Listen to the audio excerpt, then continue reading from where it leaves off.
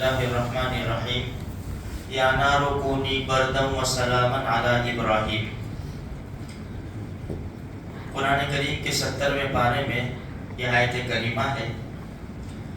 ابراہیم علیہ السلام نے جب قوم میلے میں گئی، سارے بتوں کو توڑ دیا تو قوم کو بڑا غصہ آیا، سوال جواب ہوئے، ابراہیم علیہ السلام کو پوچھ رہے کہ یہ سب کس نے توڑا ہے، کس نے یہ سب کام کیا ہے؟ ابراہیم علیہ السلام نے فرمایا فَاسْأَلُوهُ، تمہارے بڑے کو پوچھو، بل فعلہ کبیرہم ھذا فَاسْأَلُوهُ، اگر یہ بول سکتا ہے تو اس کو پوچھو کہ کس نے یہ کام کیا ہے۔ وہ بھی جانتے تھے کہ بدھ تو کوئی بولنے والا نہیں ہے۔ انہوں نے اخیر میں یہ کیا، ایک کام کرو، اس کو آگ میں جلا دو، اللہ کے خلیل کو۔ تو ان لوگوں نے بہت بڑا گہرا ایک کھائی کھڈا کھود، بہت بڑا، یہاں تک کہ لکڑیاں اس کے اندر ڈالتے تھے۔ عورتیں منت مانتی تھی، اگر میرا یہ کام ہو گیا، میرا بچہ ہو گیا، میں اتنی لکڑیاں اس میں ڈالوں گی۔ لوگوں نے لکڑیوں سے بھرپور کر دیا اور اس میں آگ جلا دی۔ اب آگ تو انہوں نے جلا دی، اب اس کے اچھا ایسا بھی تفسیر میں لکھا ہے کہ اس سے بڑی دنیا میں آگ نہیں تھی ابھی تک، اتنی بڑی آگ، اس کی جو لپٹیں ہیں نا وہ آسمان کو چھو رہی تھی، اتنی بڑی آگ جلائی انہوں نے۔ اب ڈالے گا کون؟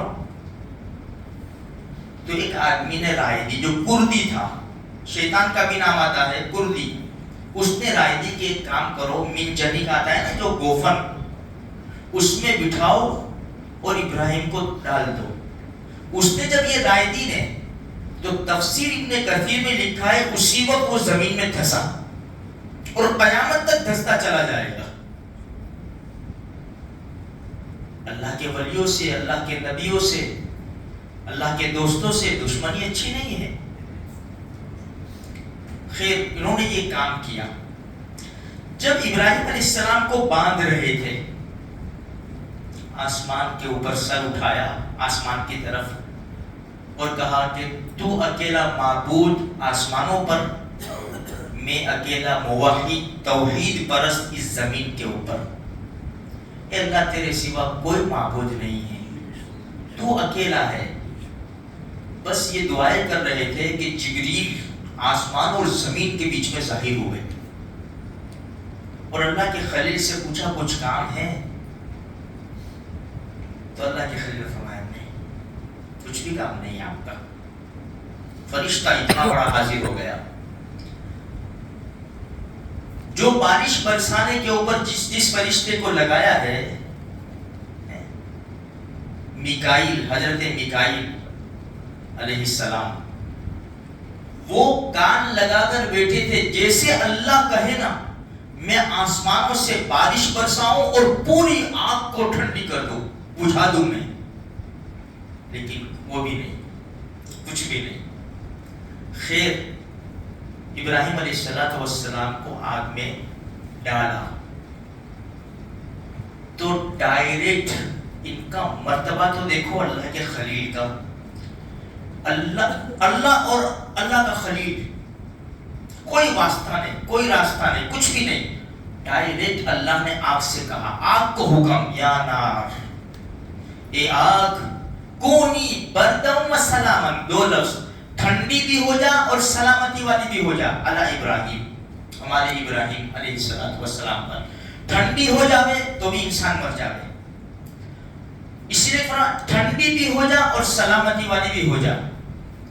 لکھا ہے ابراہیم علیہ السلام کو جب آگ میں ڈالا اور اللہ نے یہ کہا نا یا نار کونی، آگ ٹھنڈی ہو جا، تو علامہ ابن کثیر نے اپنی تفسیر میں لکھا ہے کہ اس دن دنیا میں جتنی بھی آگ چل رہی تھی نا، چھوٹی بڑی کہیں بھی، سب بجھ گئی، اور اس دن دنیا کے کسی انسان نے آگ سے فائدہ نہیں اٹھا سکا۔ وہ اندازہ لگاؤ۔ اچھا، پھر لکھا ہے جب ڈالے گئے تو جو رسیوں سے باندھا ہوا تھا اللہ کے خلیل کو، وہ رسیاں جل گئی، جو پاؤں میں جوتے پہنے ہوئے تھے وہ جوتے جل گئے. قادر مطلق تو دیکھو لیکن ایک بال اللہ کے خلیل کا نہیں چلا. یہ ہے اللہ کی قدرت اور طاقت. جس رب کو ہم نے چھوڑ رکھا ہے, جس رب کے دربار میں ہم نہیں آتے, اس کی اتنی زبردست طاقت ہے. ان اللہ علی کل شیء قدیر, ہر چیز کے اوپر قدرت رکھتا ہے میرے بھائیوں.